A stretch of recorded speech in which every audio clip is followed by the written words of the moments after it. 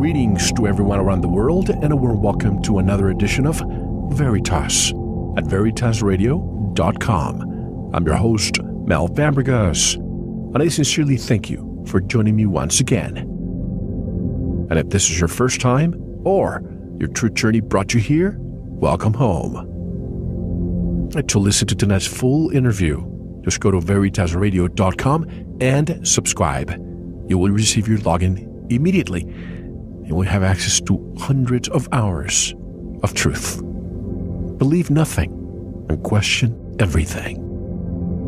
And one last reminder, this coming Sunday, it's the last day where Veritas members can also subscribe to Sanitas at a discounted rate. Subscribe, pay for 3 months, and receive a 4th month free, but only until this Sunday. So take advantage of this opportunity so you can unlock your full potential. Go to sanitasradio.com and subscribe. And if you need to get in touch with me or would like to submit a guest suggestion, have a comment or feedback, just go to veritasradio.com and click on the contact button.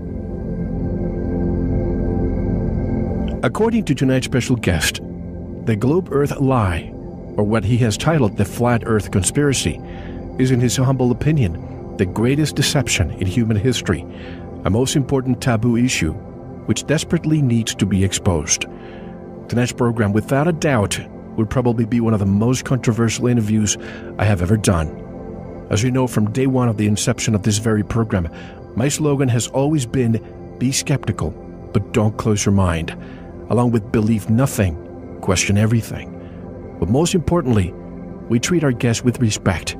Also, when most people tell me not to look somewhere, I'm innately compelled to do so. As you know, I like quotes, which I read at the end of each program, but tonight I must read 2 at the beginning to set the stage. The first quote reads, "To explore beyond the known is at the core of our DNA." And the second, by Aristotle, "It is the mark of an educated mind to be able to entertain a thought without accepting it." And please, I want to ask a favor of all of you. You can disagree about what you're about to hear, but I ask you to fully listen to what will be discussed tonight, and then do your own research. For months, people were approaching me to discuss tonight's topic, and I will admit that even though I'm very open-minded, I ignored people, I deleted emails, and I simply didn't want to hear it. I was too programmed to entertain a new reality. But it wasn't until a friend of this program asked me to please look into it that I found tonight's guest. And guess what? The more I try to disprove the flat earth, the more I find anomalies with the sphere. I didn't expect that. Tonight's special guest is Eric Dubay. He says, quote, "The greatest lie and most successful cover-up in history, NASA and Freemasonry's biggest secret, is that we live on a plane, not a planet. That Earth is the flat, stationary center of the universe," unquote. Eric is an American living in Thailand, where he teaches yoga and Wing Chun part-time while exposing the New World Order full-time. He is the author of 4 books and is the president of the International Flat Earth Research Society. His website, atlanteanconspiracy.com, which is also linked at ours. And directly from Bangkok, Thailand, I would like to welcome Eric Dubay. Hello, Eric, and welcome to Veritas. How are you? Great. Hey, Mel. Thanks for having me on. That was a great interview. It's my pleasure. For months, you and I have been in touch. Finally, we get a chance to speak with you because something is happening. A lot of people are looking into the flat earth conspiracy. First of all, how did you, because to me, I didn't want to hear it first. I want to know, how did it begin for you? How did you all of a sudden awaken to this reality? Nobody wants to hear it at first, do they? It sounds like the most ridiculous thing, and we've kind of been programmed to think that. The idea of a flat earther has been ridiculed for so long that it's programmed into us that that's a ridiculous notion that we should pass right by. But I personally first started looking into it in my 20s, having never fully bought the globe model. When it was presented to us in school, I remember thinking, wouldn't we fall off the bottom of that spinning ball? Wouldn't the water go over the edges? And of course, the teacher presents you with gravity, the ball earth explanation for everything they can't get around. And gravity is this force that pulls everything towards the center of large masses, they say.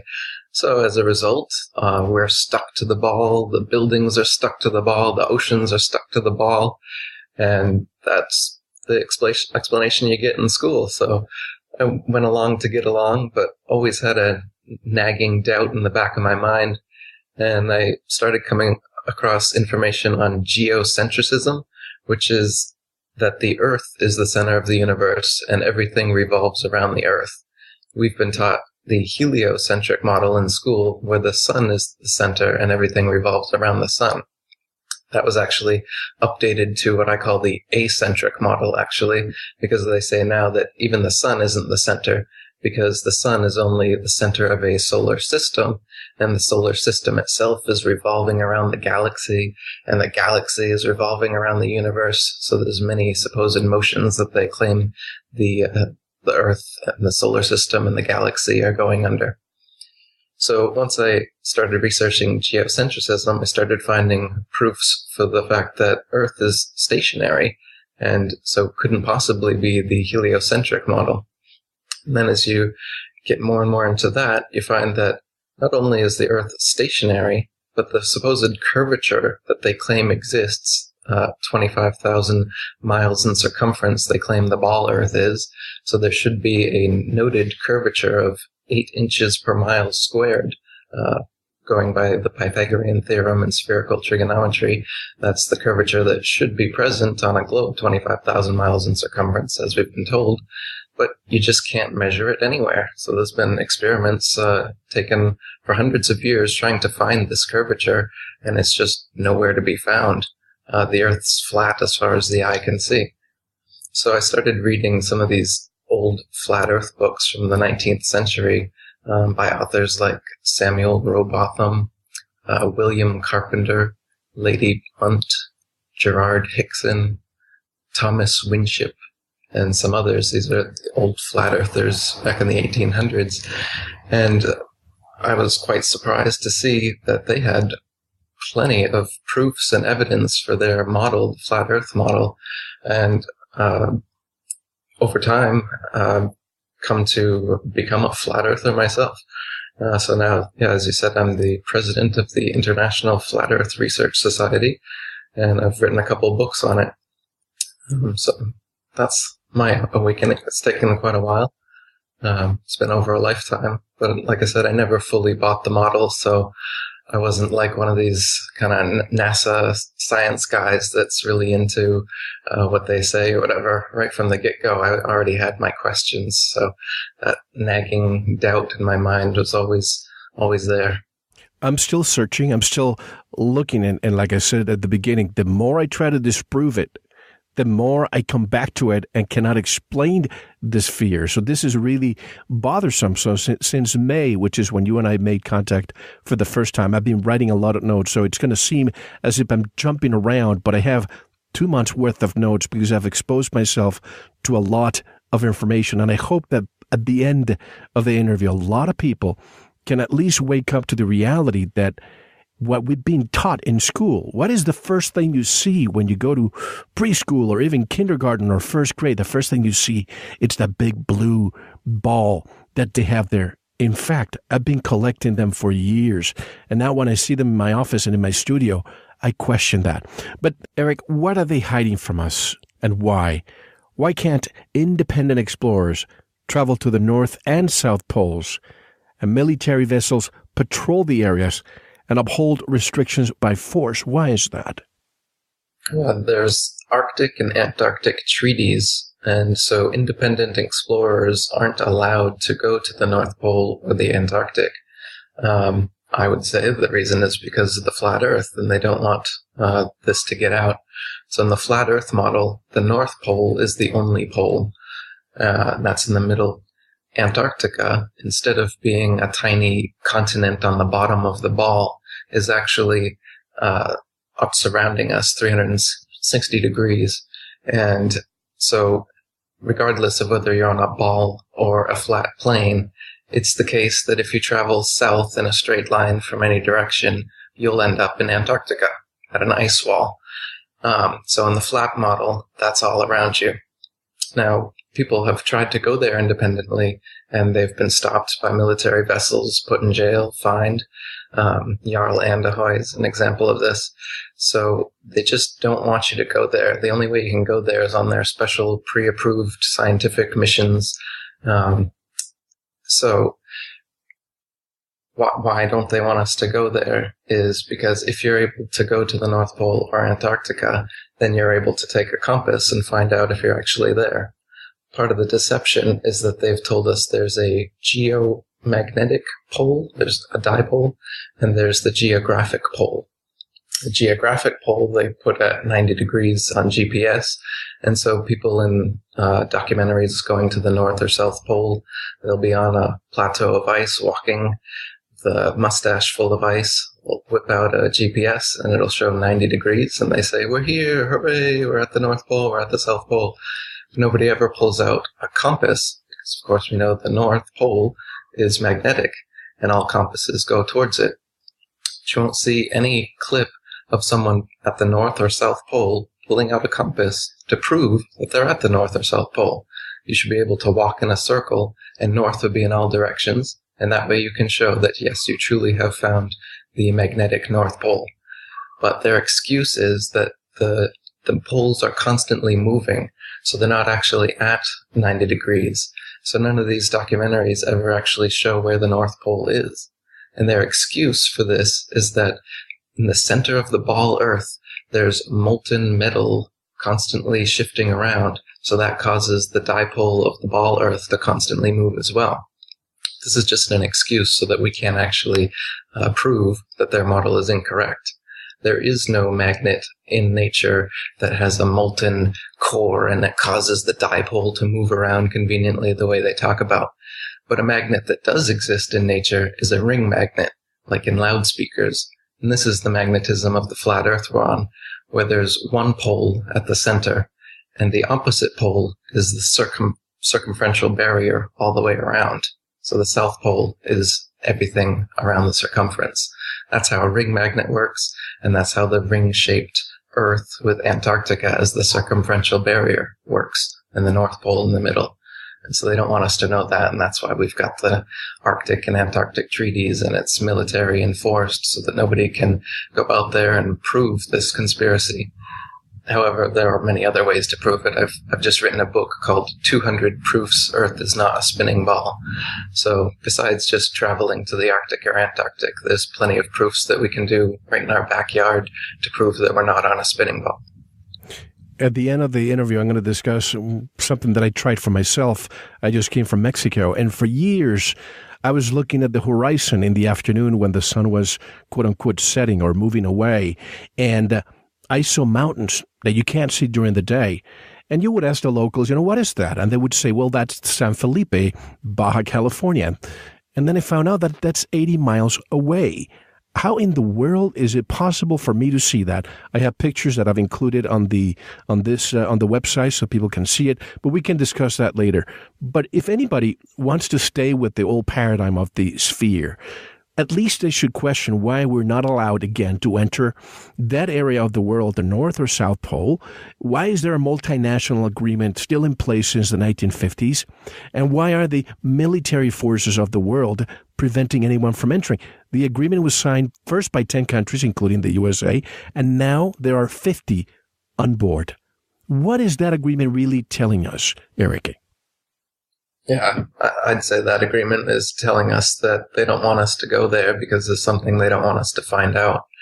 And like you said, the blue ball model that everybody sees, the reason everybody thinks that they're on a spinning ball in the first place is because we've been shown videos and photos of a blue marble, they call it, spinning around in space. Our actual everyday perspective is of a flat, motionless plane. You never see any curvature. You never feel any motion. But we've been shown on every news program, every movie company, every channel on television basically has a logo of a spinning ball. So it's in our face all the time, and it's in every movie. So we just assume that that's what it is. But if we'd never been shown such movies, if we'd never seen a television, if we just used our eyes and our experience and our senses and done experiments for ourselves, we wouldn't ever find that we were on a spinning ball. So they want the propaganda to stay in deep. They don't want us to go independently exploring on our own, because then we'd be able to find things out. Like you said, seeing the mountain 80 miles off. That should be, the mountains should be behind almost a mile of curvature at that distance. And they should also, if you can see them at all, the peaks should be leaning backwards away from you. This doesn't happen. Clouds, hot air balloons, things going away from you, they should lean away if we're on a ball. And they should also curve over with the ball. Clouds, you should see the bottom of the clouds more and more as they get closer to the horizon if they were curving over a ball. But they don't, because everything just disappears based on perspective. So like when you're looking down a long hallway, you can imagine the roof slowly goes down towards the center point. The floor slowly comes up towards the center point. The right and left walls slowly come towards the center point as well. So our vision, the perspective of our vision, the way it works, is like a pyramid shape, where the base of the pyramid is at your head and the apex of the pyramid is at the focal point in front of you at the horizon. So this is what we're seeing when we see a horizon, when we see the clouds tending towards the horizon, or we see the ground tending up towards the horizon. This is just the way that our eyes work.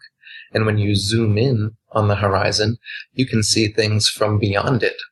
The ball model, they tell you that the horizon is where the curvature of the Earth begins. But if this is the case, then when you zoom in on the horizon, you should be seeing off into outer space, because the Earth starts to curve down more and more as you go. In reality, the better zoom lens you get, the more of our flat Earth you can zoom in. I just got a Nikon Coolpix P900. It's one of the best zoom cameras they've got. This thing is a flat Earth proof in itself.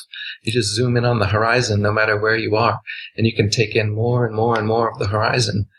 For instance, one old ball Earth proof they had was that the ships disappearing over the horizon, the hulls disappear before the mast, because that's the ship going over the curve of the Earth, they say. But now with technology, telescopes, and zoom cameras, we can have a ship completely disappear over the horizon, not just the hull, and use the zoom function to bring the entire thing, hull and all, right back into view, proving that it hasn't descended over a mass of curved water, as they tell us, but in fact, it's just gone beyond our perspective. And with the aid of technology, we can bring things right back into focus. And people will say, well, if that's the case, then I should be able to see clear across the ocean. I should be able to see all the way across the flat Earth, if that's the case. But we can, like I said, we can see much farther than you could see on a ball 25,000 miles in circumference. But that does not thereby mean that we can see an unlimited distance. Especially at the lowest, densest level of the atmosphere, another word, I call it the atmosphere flat. But you can't see far because of the air is not particles. Transparent. Yeah, exactly. Especially at the lowest, densest layer. You can imagine the hazy, on a humid day, the haze over a road. That's the same kind of thing that's going to happen on all telescopes. They blur out like that before you could zoom in on Antarctica or something. So, that's not a disproof of the flat Earth that you can't see, thousands and thousands of miles. But you can, however, see hundreds of miles sometimes, like you said. And, if you can, there's reports of being able to see almost 200 miles. At that distance, there should be like 4 miles of curvature. So people have seen things that you absolutely should not be able to see on a ball 25,000 miles in circumference. Absolutely. And I was with two scientists while I was seeing that. Not with a telescope. I just used my smartphone. I just zoomed a little bit, and I told them, what do you think that is? And one scientist is an engineer. He said, oh, those are clouds. So we waited half an hour, and the clouds did not move. All the other clouds moved. The other one is a physician. And he looked at me and he said, you are freaking me out. It's impossible. We should not be able to see beyond, 5-6 miles beyond. And then I showed him pictures of the mountains as if you were actually entering in a boat going to the coastline, and those were the exact mountains that we saw 80 miles away. People in southern Spain are reporting they can see Morocco. Even recently here from the Great Lakes, they were able to see the Chicago skyline over 120 miles away. And of course, the meteorologist said, oh, that's just a mirror image or something along those lines. Did you see that? Yeah, I think it was 60 miles away, and he called it a mirage. A mirage, exactly. Now, a mirage is a genuine phenomenon that happens, but the picture is inverted when a mirage happens. Exactly. And the Chicago skyline was perfectly normal. And a mirage, you'd usually find it, well above the actual image, whereas this image is exactly where it should be, right on the horizon. If it was a mirage, it should be somewhere hazy up in the sky or something, but this image is right on the horizon, just as it should be. You should be able to see the Sears Tower's antennas at the bottom, not at the top as they are. Now, they are supposed to be, now I'm going to be jumping around, they're supposed to be about, 40,000 satellites above our heads. Is there a space air traffic or space traffic control system for satellites, Eric? So satellites, space stations, astronauts, space travel, this is all part of the ball Earth deception, as well as the moon landing and the Mars landings. They've got us thinking that they can suspend people and metal and spaceships and rockets and everything out in the non-gravitized vacuum space, they call it out there. So they say that there's atmosphere up to a certain indeterminable point that they've never told us.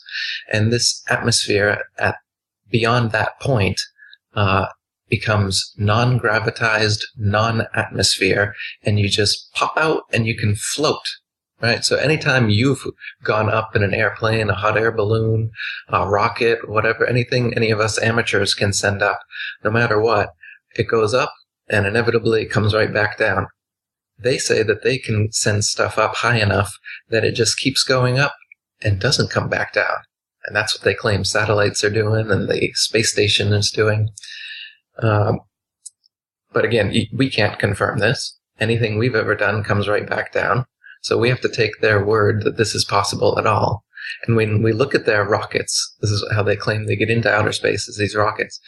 Their rockets never go straight up. Every single rocket launch from a government space agency, you'll notice, follows a parabolic curve. It goes up. It reaches a peak right around 100,000 feet, same place any amateur rocket would reach a peak. You just can't get much higher than that. But what they do is as the rocket starts coming back down, they make sure that it goes down over the ocean, out of the way of any curious observers. And as anyone can see it coming back down to Earth, asks, hey, how come the rocket's not going up anymore? They say, bell curve. Yeah. Well, it's going around the curvature of the Earth, is what they tell us. So every single rocket, the reason that it follows a parabolic curve, they say, is because it's going around the curvature of the Earth. The real reason is they can't get up any higher than that. And even if they could, you think about it, a rocket needs something to push against. So if you're in non-atmosphere, a rocket, any sort of propulsion would send you spinning violently like a gyroscope at 360 degrees. There's nothing to push against to send you to the moon or to send you to wherever they claim to be going. You'd just be at the whim of gravity or at the whim of space wind or whatever forces are pushing you. You wouldn't be able to do the things that they say they're doing out there in space. What they're really doing is using camera tricks like the movie Gravity. They use green screens and wires. They use zero-G planes doing parabolic maneuvers to fake that they're floating out in outer space. And they use dark pools with LCD screens projecting a fake ball Earth to do outside shots when they're on their spacewalks, as they call it. So just using these simple camera tricks, we've been convinced that they're able to send up rockets into this fake outer space area where you just float around. So satellites are out there in this floaty place they claim exists hundreds of miles up. We can only get about 20, 30 miles up. And any further than that, we just come falling back to the Earth. They claim that they have their special technology that only they can afford, the trillions of dollars of tax money they fleece from us. So because of that, they're able to get up higher than us to this floaty spot where all these satellites are. Now, in the floaty spot in the thermosphere, it's supposedly 2,000 degrees Celsius. And these satellites are made of gold, aluminum, and other metals, which all have melting points much lower than this. They get around this saying there's no air there or whatever in the atmosphere, so the temperature doesn't translate onto the metals or something. But they've got an excuse for everything. As I've said in other interviews, they literally have a lame excuse for everything you can think of. And I know them all, and I can present them to you. But there's also a common sense flat Earth explanation for everything as well. People have been exposed to their ball Earth excuses for a long time, so they're quick to, but they haven't heard of the common sense flat Earth explanations, so they're quick to ridicule those because all they've ever heard is this. Well, this reminds me of 9/11.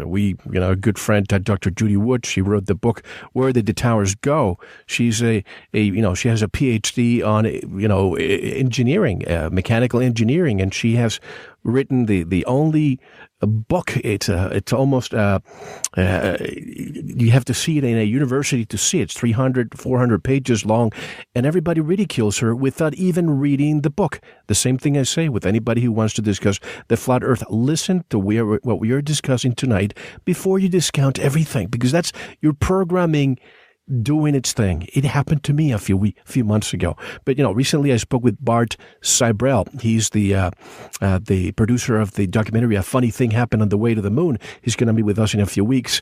And he interviewed one of the Apollo astronauts and basically mentioned the Van Allen belt. And now we found out that there's not only one, but I think it's 5 layers. So he told the astronaut, how were you able to go through the Van Allen belt? And the answer was, well, we haven't discovered it back then. That was the answer that he got. Well, yeah, if you haven't discovered it, it can't affect you. It's just like the Wile E. Coyote when he falls off the cliff. He doesn't actually fall down until he realizes that he's gone over the cliff. This is how NASA works. NASA stands for never a straight answer, don't you know?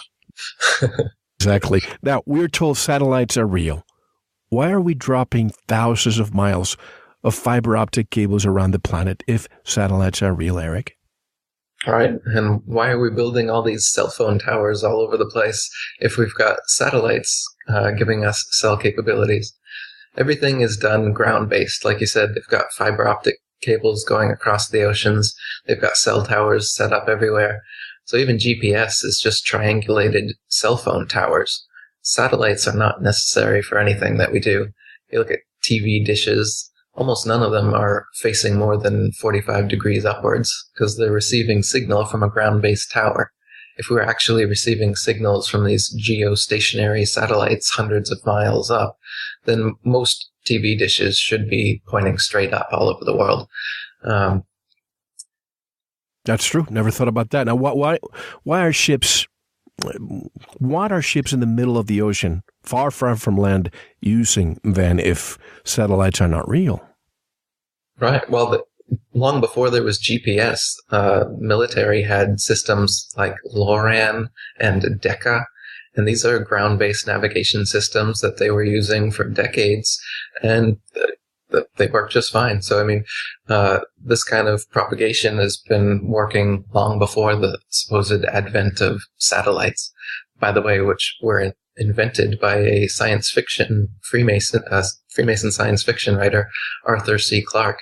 He wrote about the geostationary satellite in the science fiction novel, and then became science fact shortly thereafter. But another thing about these, they call them geostationary because they say that the Earth is spinning like 1,000 miles an hour. And up there where the satellites are, the atmosphere is stuck to the spin through gravity. So the satellites themselves are spinning at like 10,000 or 15,000 miles per hour, but they're stuck in orbit in the exact same spot relative to the Earth over which they are. This is interesting because people claim that they can see satellites moving across the sky, or guys with telescopes. Really, all you can see is a light moving across the sky, but they'll say, it's a satellite. But then it's supposed to be geostationary. If satellites truly are geostationary, then they should be just a pinpoint of light that does not move ever. And you can see it day after day, night after night, year after year in the exact same spot. But that's not what people are seeing when they say, oh, there's a satellite. I mean, they may see planes, drones, or other unidentified flying objects moving across the night sky, but you're definitely not seeing a geostationary satellite moving. And like I said, there's nothing up there floating around in outer space anyway. So, if something's moving across the sky, it's flying. It's not floating. When we think of maps, Eric, we think of the USGS, the United States Geological Survey. Why do they use the flat Earth map? Right, yeah. The USGS actually uses the azimuthal equidistant map, which is a flat Earth map projection. And the UN, the United Nations, their logo is a flat Earth, strangely divided into 33 Masonic sections. So why is the UN, the USGS, why are these official organizations using a flat Earth map as their official map? Why does NASA admit to using geocentric calculations for their rocket launches? Why is the official 1892 map, Gleason's, a flat Earth map? You can check it out. People have found it in the Boston Library and other libraries. There's plenty of flat Earth maps. Mercator, the guy that gave us our projection map that we use in schools today, his 1569 map is a flat Earth map, showing the North Pole being a magnetic mountain, something that is never shown nowadays in our maps. They just say the North Pole is a bunch of ice in the middle of an Arctic sea. In his map, it shows that there's these whole island continents around the North Pole that don't exist on modern maps. And there's a magnetic mountain right at the middle. That doesn't exist on any map nowadays. So there's some interesting secrets in historic cartography if you look back at ancient maps. In fact, pretty much every map before the 1500s was a flat Earth map. This ball globe deception, this idea that we're on a ball, it's only been around for the past 500 years or so. Before that, pretty much every map in existence was a flat Earth map. Why do we use the Mercator projection when it's proven that it's incorrect, it's false, and the correct one is the Peters projection map? Right. Yeah, so this is a much better projection, the Gall-Peters, which has the continents, the sizing of them relative to one another and each other, more precise. I still wouldn't say that's the right map than the Mercator, and we've known this for a long time, so why do they use that? And, well, I would say the answer is that they're deceiving us regardless. Even the Gall-Peters map is a deception, and I wonder about the azimuthal equidistant. I wonder about even the old flat Earth maps. Since we've been lied to so much, I'm not sure that we have a completely accurate map anywhere, though I recommend looking at the Gleason's 1892 map and the Hamid's Air Age map. There are a few flat Earth maps that are very detailed. I'd like to see some modern cartographers take a look at this and see how much more detail we can get. But the flat Earth maps absolutely describe the Earth we're living on much better than any of these ball models. Oh, absolutely. But the Peters projection, the reason why I brought that up, I think it's because anything south of the equator based on the sphere that shows bigger than the north should not be there. In other words, we want the north to always be better and bigger. And that's why when you see both maps, the Peters and the Mercator, you can see the Peters, Africa looks huge. South America looks huge. You can fit the United States several times in Africa. And the other one, maybe just two times at the most.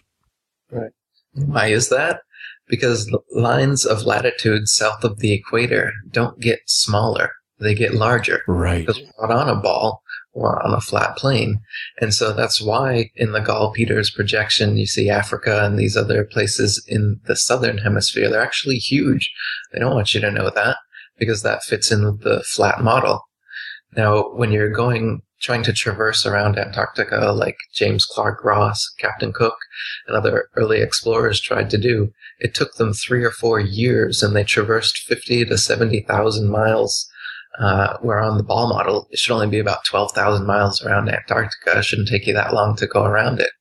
But like I said, it's the circumferential barrier around the entire Earth is Antarctica. So it takes years to get around it, and it's much bigger than at the equator. The equator would be 25,000 miles in circumference, they say in the ball model. Yet when you're trying to go around Antarctica, it's twice that size as it would be on a flat plane, not on a ball. And these early explorers, they often found they were going on ball projections as well, and they found themselves out of their reckoning more and more every day the further south they went.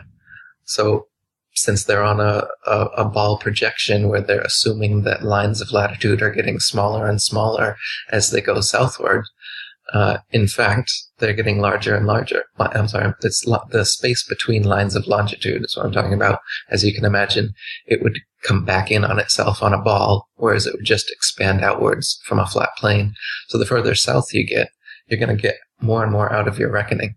Ships have actually crashed based on this, and it's like a big mystery. Why in the southern hemisphere is it so difficult to navigate? And they just chalk it up to harsh winds and sea conditions, and so that they must get off their reckoning based on the harsh seas.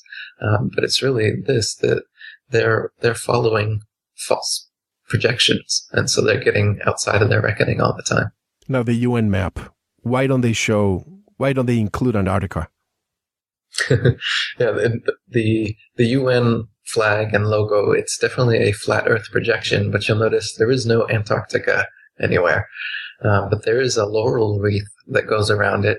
So symbolically, that wreath very well could be the Antarctic going around it, and they've just left that off. I think it would probably be a bit too obvious. Actually, they have changed the UN map a couple times. The first UN logo was an exact copy of the azimuthal equidistant map, but they've changed it a little bit to make it look a little less obvious. So I think that's probably what they did with Antarctica as well, is they just turned that into the laurel wreath around it so that the insiders know. Just like they divided it into 33 sections. It looks like there's a bullseye over the Earth, over the flat Earth, and it's divided right up into the 33 sections. As you probably know, it's 33 degrees in Freemasonry, and so that's a sacred number in numerology, and they hold that number dear. So that's a little wink, wink, nudge, nudge to fellow Freemasons, but the general populace wouldn't know. Now, I'm sorry, finish what you're saying. Oh, sorry, just saying the laurel wreath Antarctica could be another wink, wink to the insiders. Right. And that number 33, as you said. Now, why are surveyors, engineers, and architects never required to factor the supposed curvature of the Earth into their projects? Yeah, why is that? Surveyors, engineers, architects, they've written in magazines like the Earth Review magazine. We've got a bunch of them on record saying that they never have to factor in the supposed curvature of the Earth when making tunnels, bridges, canals, trains, laying train tracks. The supposed curvature of the Earth is never taken into account. And if there was curvature, it absolutely would have to be, and it would make their projects impossible. So they've commented on this. You can see in my book, The Flat Earth Conspiracy, or 200 Proofs Earth is Not a Spinning Ball, quotes from these guys saying how they never have to, and how their jobs would be much more difficult, if not impossible, if they did have to factor in such curvature. Now, speaking of maps, why is most of the continent of Antarctica unmapped, in your opinion? All right, so on the ball model, it's just this little continent on the bottom, yet in reality, it's all around us. So there's much more of it than we know. And how much there is to Antarctica, I don't know. And any independent person doesn't know, because we only have gotten as far as that. And nobody independently has had the privilege of going further southwards to see how far south you can actually go. They have a fake South Pole station set up that you can take little photo ops and go where they've got a flag and a little ball earth on top of a red and white barbershop pole set up. And they say, that's the geographic South Pole, like I talked about earlier. But you can't take a compass there and walk in a circle and prove that you're at the South Pole. And they'll tell you, well, yeah, this isn't the actual South Pole. The actual South Pole is a little somewhere else, indeterminable, that they don't know because it's constantly moving. So really what it is they've just set up a little place at an arbitrary point along the Antarctic ice and called it the South Pole. In reality, we don't know how far it goes. Perhaps the people who've set up the Antarctic Treaty, the government, the Freemasons, the one who've perpetuated this deception from the beginning, I'm sure they know how far it goes. Whether it ends in a dome and some sort of barrier, as ancient cultures have talked about, or if there's an edge, or if it's an infinite plane that just goes on forever, or if there's some other termination of the ice, is still a mystery at this point. But we know that Antarctic is all around us, and it's certainly much bigger than they show in their ball projections. So there's certainly more land there in Antarctica than we know. So that's another reason that they can't necessarily show us in the map. Even the flat Earth projections, they'll show the Antarctic circumference. We know what that looks like. We know all the cliffs, all the little ins and outs, but we don't know how far you can go south. So all the projections inevitably just go to the ice, show all the little imperfections in and out, the inlets and outlets, and then trace a circle around that. Whether that circle is the dome or whether that circle is arbitrary and it actually extends infinitely is still unknown at this time. And like we said, they've got this Antarctic Treaty, and this is surely why. Because if any independent explorer decides, I'm going to go to Antarctica and just set their course southwards and start walking, well, they're going to find the answer to this mystery. And it's that easy. But it's not that easy if they've got a treaty enforced by military ships patrolling the place, putting people in jail who try it. So it's a gauntlet that some brave explorer needs to run with a Ustream account. Just go for it. See what happens. Exactly. Well, we have our own Dr. Brooks Agnew. He was trying to go to the North Pole first, and then he was going to go, I believe, to the South. And for some reason, he couldn't get that nuclear-powered Russian vessel that he was going to get. But Admiral Byrd, I'm sure you're familiar with his expeditions. He had several expeditions, and the last time it was after World War II, he was supposed to go for 2 months and had to return in 2 weeks. What do you know about his expedition in relation to the flat Earth? Admiral Byrd supposedly went to the North Pole and Antarctica, and he wrote a diary about some strange happenings that supposedly happened to him while he was there, involving giants and UFOs and hollow Earth and going inside the Earth and a Nazi base in the Antarctic and other such things. However, Admiral Byrd was a Freemason, just like all of the people in NASA that started NASA, just like all of the astronauts, just like Newton, Copernicus, Kepler, and all the founding Pythagoras, all the founding fathers of the heliocentric spinning ball model have been Freemasons. So Admiral Byrd's testimony, and that's all we have is his testimony. There's literally no proof outside of this. I find completely suspect because he was a Freemason. So it's an interesting story. You can definitely read it and note it. But I'm definitely waiting for some proof on these claims because I don't want to go just on the hearsay of a Freemason like some flat earthers are willing to say that, well, Admiral Byrd said it, so it must be true. But just because a Freemason said it doesn't mean it's true, just like with the ball earth. That's right. Let's move with the evidence, not with the rumor. Now, if the South Pole or Antarctica is a sheet of ice 360 degrees around us, has anyone done an experiment where two ships meet somewhere and then go in opposite directions around the sheet of ice and then meet on the other half of the circle? Do you know?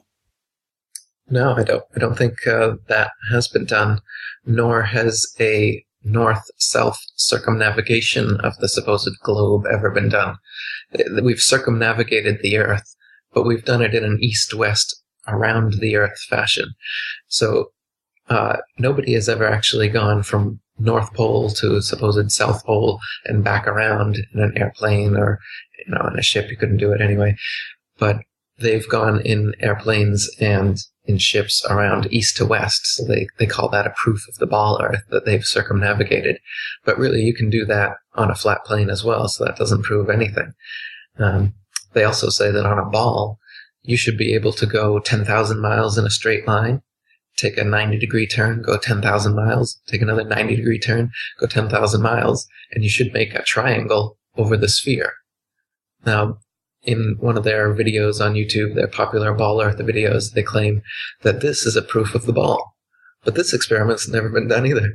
They claim that, you go take 3 90-degree angles, 10,000 miles, and you'll be back where you started, proving that you're on a spherical, going over a spherical surface, not a flat one. A flat one, you'd have to take 4 90-degree turns to get back.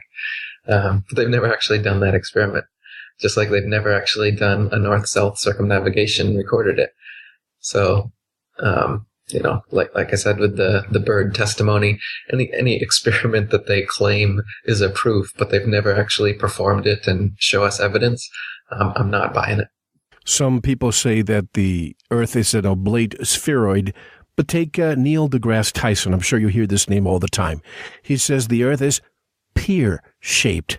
If that's the case, why haven't we seen a picture of the Earth looking like a pear? Yeah, they tell us that the Earth is a sphere, and they show us pictures of a sphere, of a circle. It's a perfect circle.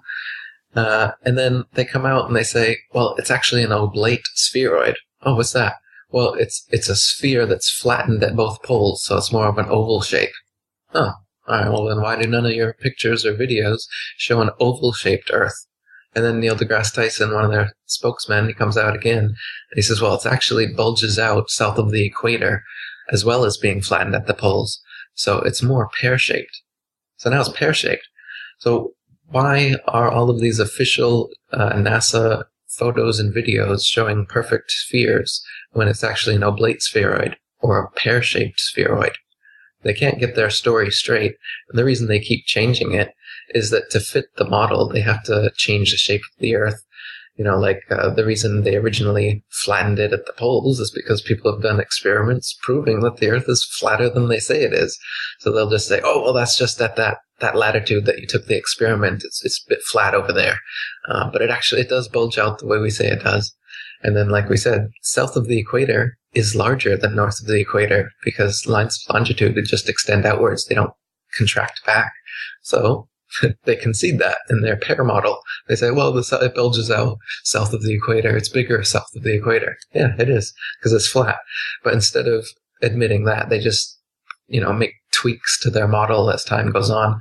That they say that the ball Earth tilts back 23.5 degrees. That's another tweak they made because we can see Polaris, which is right over the North Pole, from 23.5 degrees south latitude. Shouldn't be able to see that on a ball. So they just tilt the Earth back and then okay, now you can see it. Anything else? And so they come up with explanations in reverse like this, damage control, reverse engineered explanations, just to give excuses. Like I said, they're great at it. They come up with an excuse for everything that is presented to them as a difficulty to their model. But when you just break down their excuses time and time again, you start to see how they're just lying. They're just making stuff up so that to keep the model going. It doesn't make any sense. The more you actually look into it, you see that they're weaving a big myth. And when you look into the flat Earth experiments and examples, you see that this makes sense. This is obvious. You can do this for yourself. These experiments have been done over and over again. Like I said, I have 200 proofs the Earth's not a spinning ball. On my forum, we've got many more proofs than that. I challenge you to find any, NASA or any ball believer to find 200 proofs that the Earth is a ball or spinning. They can't even give you 10 good. They can't even give you one, to be honest. I can debunk every single one. But, they can't even come up with fake explanations the way flat earthers can come up with real, legitimate explanations. The more you look into it, the more you'll see this. At first, everyone scoffs at flat Earth. What the heck is that? Yeah, because you've never heard this before. All you've ever heard is that flat Earth is ridiculous and the spinning ball is obvious. So that's how you're going to react. But I challenge you. You just look into this some more. You're going to shift. It's going to become exactly the opposite. You're going to scoff at this stupid spinning ball model, the idea that you've ever believed that this happens, and you're going to see how obvious it is that the Earth is flat and motionless, just as it appears to you, just as it has appeared to everyone throughout all of history. Even President Obama ridicules it when he says, we don't have time for a meeting with the Flat Earth Society. But I found interesting, Eric, that we hadn't seen a NASA photo of the Earth since 1972, the last Apollo mission. We saw a few photographs, but years ago, something dawned on me that they had different pictures of the rotation. But what struck me as strange was that the clouds were exactly in the same position. And then recently, you probably saw it about 3-4 weeks ago, NASA came up with this new picture of the Earth having the moon going around it that looks so photoshopped to me. Did you see that? Yes. They called it EPIC. EPIC. I forgot the anagram or whatever. It's EPIC stands for the name of this satellite that they claim is 1 million miles away, and it just sent them these photographs or whatever. I don't know, is it a photograph or a video? It's such a bad video you can't even tell what it is. Oh, supposedly a video, yes. Right, but it's just like a flip book. It was just pictures of this little gray ball moving over a blue ball. And anyone that's not completely brainwashed can see this is an image. This is a CGI, computer-generated image. It's not a video. And neither are any of their videos. Like you said, you look at any of these videos that they have of the Earth spinning, none of the clouds move. None of the clouds morph. And you can see way too much of the ocean and the Earth. If you actually go up in a plane or a hot air balloon, you notice there's clouds everywhere at varying altitudes. And so the Earth should be white, really, if their images were legitimate. But yeah, as you're saying, they're actually all computer done. They're not even that good. You look at them next to each other from back in the 70s up to nowadays. They all look totally different too. The shading of the water is different. The clouds is different. The image of the Earth has changed as CGI technology has changed. You can see it. The early 2000s, it looks like the Men in Black style. Nowadays, it looks like the Gravity Hollywood style. They update their ability as time goes on. But it never looks the same. In a recent one, I don't know if you saw, they put the word sex, S-E-X. I did. Clearly in a cloud formation. Yes. So they're just laughing at us now. They're putting things out there for us to see. Like you said, it's for the people with eyes to see. It's the wink, wink, nudge, nudge. So they're laughing at us. And nobody questions, because for that little quote unquote video of the Earth with the moon going around it, it's almost as if it's a bad crop of the moon placed there in an animated GIF, and you don't see the shadow of the moon as it passes in front of the sun. It's terrible. And it gets millions of views, and every comment you see, people are like, amazing, thank you so much. Our tax dollars well at work. And Neil Tyson will say something like, yeah, we brought you this image, and it only costs every American like $7 per year. That's it. It's like, yeah, I'll take my $7 back, and stop lying to us. They've taken trillions of our dollars over the existence of NASA. It's like 30 billion just for the fake moon landings. And now they've got RASA and JAXA and all these other space organizations propping up all over the world. So they're fleecing their populations of tax money, billions and billions of dollars. And what are they doing with it? They're paying artists to make little CGI renderings and laughing at us and running away to the bank. So this is one of the biggest deceptions in history, and they're laughing their way to the bank as a result of it. Well, we can go back to 2001 Space Odyssey. It took years for Stanley Kubrick to do that, and I think that he also had a big hand on the Apollo missions. But when I think of 1939, when Technicolor came along, wow, now you can go to the movie theater and watch these movies in color. And then 30 years later, the most sophisticated venture for humankind gives us second or third generation black and white. Come on now. And then 45 years later, we still haven't gone back. Exactly. And you would think that if we had been to the moon, there would be some commercialization of the moon. We would have space tourism. We would have people just going there and digging rocks from the moon to sell them at planet Earth, because we like to be venturers and business. Why is it that not more commercial, companies have said, you know what, you don't want to go there? We'll go. I don't know if you know who Jay Whitener is, but he told me that he and somebody else had a production company. They wanted to go and map in 3D the moon years ago. And he called a former friend from NASA and said, hey, by the way, I just want to let you know so that you know that we're having this rocket and we're going to go up and take, this footage of the moon. And allegedly, that man from NASA said, you're not going to the moon. You're never going to the moon. If you launch a rocket, we're going to shoot it out of the sky, and don't ever call me again. I don't know if you ever heard that. I haven't. No, I just watched Jay Wheatner's new movie, Kalki. Have you seen that? Yeah, absolutely. Avatar. Yeah. No. Now, a private rocket was launched last year. You probably know this, from the Nevada desert, 73 miles up. It had I think they broke a record. It had a few cameras, but unfortunately they were all fisheye, as you know. However, the one thing, Eric, that was noticed was that the moon was behind. Someone noticed the moon behind the rocket, and it plugged the time of launch and determined, using different computer programs and websites, that the moon was above Australia at the time. If we live in a sphere, it would be impossible to see the moon if at the time this rocket was launched, the moon was on the other side of the globe. What do you say about that? All right. They tell us that the moon only circles around us once every month, when in actuality it circles over the Earth every 25 or so hours. It makes a complete revolution. So the sun and the moon, they're only a few thousand miles above the Earth, circling over and around it. Whereas they say that the sun is like 800,000 miles in diameter and 93 million miles away, and the moon is, however many 100,000 miles away and however many miles in diameter. And they say that exact size and distance makes them appear to us to be exactly the same size. But in fact, one is really, really big and really far away. One's really close and smaller, so it just appears that way. So they're telling us lies about the sun and the moon and the stars and the planets and everything literally in the heavens anyway.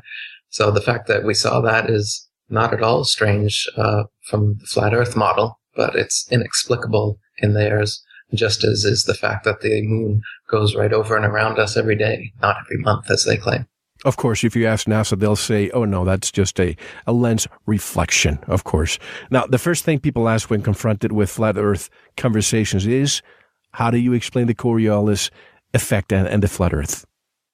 So they say that in the North Hemisphere and the South Hemisphere, water and drains, toilets is going to go down in opposite directions, proving that the Earth is spinning and the spin is affecting the waters. In actuality, however, this is totally debunked by basins in one household going opposite directions.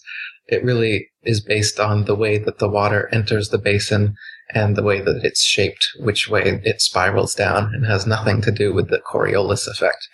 Coriolis effect very well could just be the ether winds moving around the flat Earth. If you look at a diagram of the ocean currents, winds, temperature, you'll see that it's on a globe model. It's going every which way. It doesn't make any sense. And you'll find videos on YouTube where they've projected on a flat model where it makes perfect sense. Everything goes around in an anti-clockwise motion perfectly around the flat Earth model, the azimuthal projection. Just like Polaris sits over the North Pole and all the stars and the celestial bodies move anti-clockwise over us.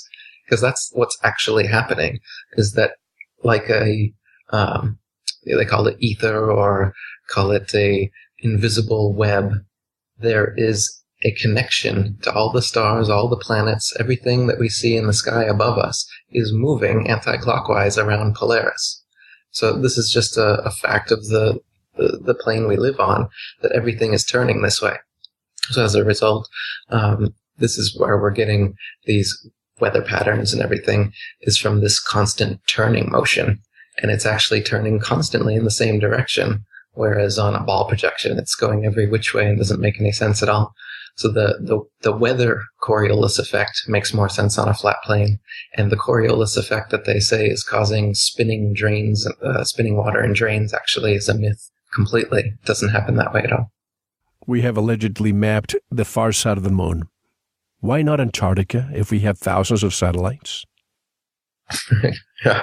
Why can we and why can we travel to the moon where it's much colder and much hotter out there than it is in Antarctica? Yet they say we can't circumnavigate and fly directly over Antarctica because it's too cold for the planes. So, like I said, convenient excuses. They're in these flimsy little spacesuits out in space, claiming that they're in 2,000 degrees Celsius, or at nighttime it's hundreds of degrees below zero. They're claiming they're in these temperatures that they couldn't possibly be in. Yet meanwhile, they use the exact same excuse for why they can't cross the Antarctic because it's too cold. So what is it? What's up with us not having surveillance in the right places? For example, take the Pentagon on 9/11. The only surveillance video that we saw came allegedly from a gas station when it was probably the most protected building in the world. Why don't we have a real-time surveillance camera of the Earth spinning in real time as a ball in 2015? Right. They show us the ISS cam. That's the closest thing they'll give you. And this is just one of their CGI balls with a little paneling thing to make you think that they're taking it from a space station out in outer space. And you watch the fake sunset.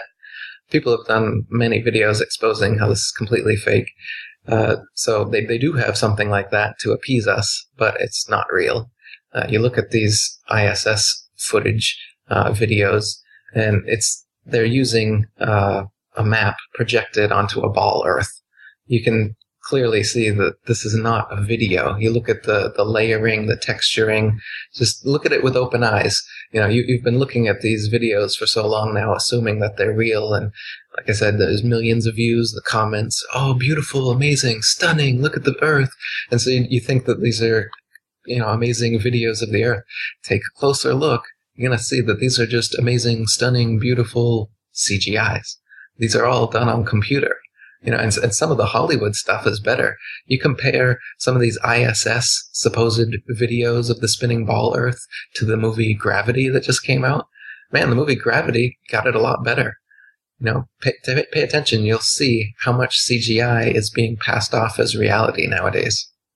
I don't know if you know this, but the director of the movie Gravity was in a conference one day, and a reporter, and this is not humorous or a joke, the reporter asked Alfonso Cuarón, the director, Mr. Cuarón, how were you able to sustain spending so many months in the space stations filming the movie? And of course the director laughed about it, and he kept answering the question. But even some of the reporters believed that the movie was filmed in space. Right. Yeah, well, it's just like everybody now believing that grainy black and white footage of the moon landing was actually filmed on the moon, even though, of course, it could have been filmed in a studio, And have you heard that the original footage has now all been lost? So we can't even verify those. That's original. Right. Supposedly it was found at a McDonald's somewhere. Hundreds of, come on, how much did it cost? $38 billion for us to go to the moon, and they lost the footage and the proof? Give me a break. They've lost most of the blueprints for the lunar lander and all the vehicles. They've lost the data telemetry tapes that prove that the vehicles have actually traversed those hundreds of thousands of miles. So all the physical evidence is gone. Why? Oh, I wonder. Of course, if they can't show us this stuff, because then when it can be analyzed independently, it can be shown for the fraud that it is. So just like the Pentagon footage, why do we only get, at first we got nothing, then we got 5 frames with a little thing saying plane, but you couldn't even see a plane, you just see 5 frames of an explosion. Why is that? Well, obviously, because they're lying to us, so they can only cover it up by saying things like, oh, the camera battery didn't work. Oh, we lost the tapes. Oh, sorry. So that's how they do it. Like I said, excuse after excuse after excuse. They never, no liar admits the lie. You just keep going with it, obviously, especially when you're getting paid billions of dollars of it and your entire career and reputation and hundreds of year deception is on the line. They're not going to come out and be like, you got us. You're right. Eric was right, guys. All right. It's flat. No, they're just going to keep going and keep making up excuses. And they've literally been doing it for 500 years. And that's why we've gone from a ball to an oblate spheroid to a pear. What's next? It's going to be an amoeba. It's an amoeba-shaped Earth next. They're going to have to make so many modifications to it. It's going to be like clay in a potter's wheel, throwing it against a wall, trying to answer all the flat Earth refutations.